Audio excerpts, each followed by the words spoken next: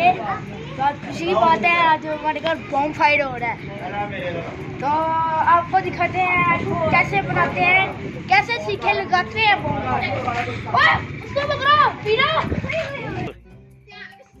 इस तरह ना आप पोटियां लगाते हैं और इधर आइए मैं आपको बताता हूँ कैसे लोग पोटियां इस तरह लगाते हैं आप लोग, इसके ऊपर लगाते हैं। तो इधर आइए, अभी वो बना रहे हैं, इधर आइए अभी अच्छे तरह।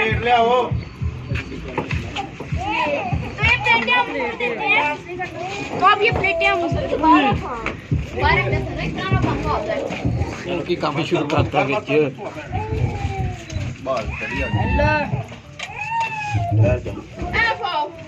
ये ले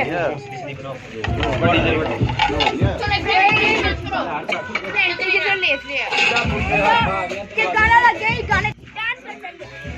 ये देखिए डांस कर